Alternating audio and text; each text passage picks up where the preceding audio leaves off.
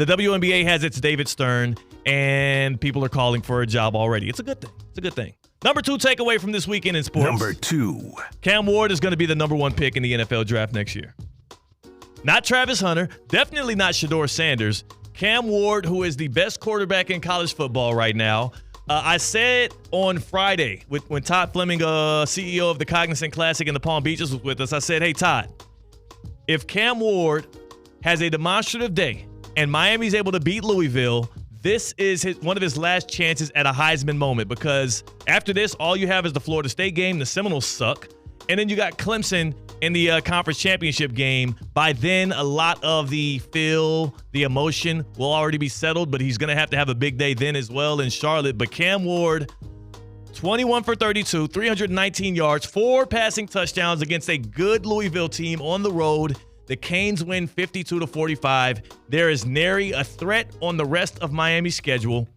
Not only is Miami going to finish the season undefeated and make the college football playoff, Cam Ward is going to be there in New York at the end of the year, likely hoisting that Heisman Trophy.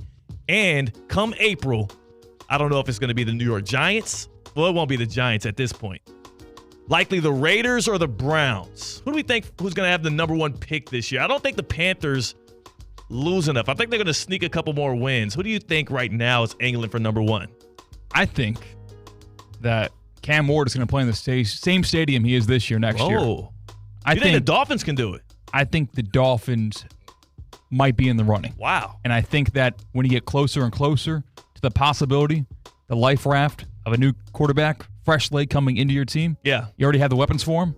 That would be crazy. If Cam Ward ended up on the Dolphins, that would be one of the best stories to happen in South Florida since, Messi to the Inter Miami or Jimmy to the Heat. As I was going to say, we get a lot of them, yeah. Yeah, because I feel like it was that's the biggest thing in Miami sports since the Big Three. We've had a couple of big things happen in the past, 5 years? Yeah. Or what was it? Both South Florida teams in the Final Four the same year the Heat went to the NBA Finals. And the Panthers. Exactly. So we've had pretty fortunate in South Florida with the local sports teams. So Cam Ward is going to be the number 1 pick in the draft. I put anybody up against him, and I'll tell you that guy is the one that is built to not just become a star in the league, but also a face of a franchise. He has singularly flipped the Miami Hurricanes program. There were coming into the year, Mario Cristobal was 4th shortest odds to be fired, mid-season fired, and here the Hurricanes stand 7-0 and looking like a team that could be competing for a national championship, not just an ACC title. That dude right there is the real deal, and I've been yelling that, singing his praises since this offseason. And my number 1 takeaway from this football weekend that also included so many other great things is I was wrong about the Giants not regretting letting Saquon Barkley walk to a divisional rival. I thought because it was the running back position, it wouldn't matter as much. I thought because specifically the Eagles and all of the disgruntlement that happened around there, it wouldn't look as great. It wouldn't pop as hard. And then Saquon went and took the field after watching Giants, fans burn his jersey and saying that they wouldn't boo him. But then, of course, they're going to boo you at that point in the Meadowlands. 17 carries, 176 yards, and a touchdown. 10 yards per carry for Saquon Barkley in the 28-3 win last night, C-Cat. On top of all of that, adding injury to insult, Nick Sirianni was like, yo, come on out here and give him some more. Yeah. And he turned down the opportunity. Really? I didn't see that. Nick Sirianni was like, come on, more. Some more. Look, the Giants were on their back with their arms and legs flailing in the arm. Please, no more. And Sirianni was like, yo, Saquon, one more on him. Same with a pump fake. Give him a quick little jab, but he didn't actually punch him. And Saquon was like, I've had enough. He said, I had my way so much today that I've had enough. Giants fans, the Giants organization, Joe Shane, everybody involved, I'm glad you got Malik Neighbors. You should feel like idiots for letting Saquon Barkley walk, because who else did you give that damn money to that would have mattered? Those are my 5 takeaways from this sports weekend right here on Theoretically Speaking. And what are yours? What is your number 1 takeaway from this sports weekend that involves so much, including scandal in the WNBA? Hit us up on the Baptist Health Hotline here on Theoretically Speaking on a Monday, 888-760-3776. 888-760-3776. Aaron Rodgers has zero accountability.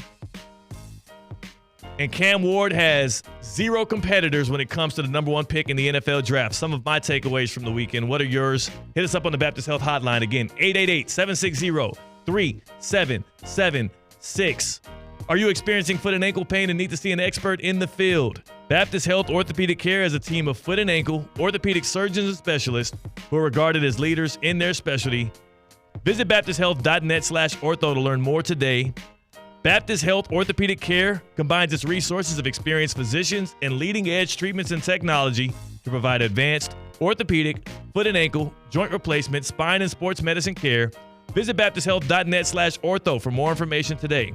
Baptist Health Orthopedic Care has offices conveniently located in Palm Beach County through the Florida Keys. Learn more by visiting baptisthealth.net/ortho.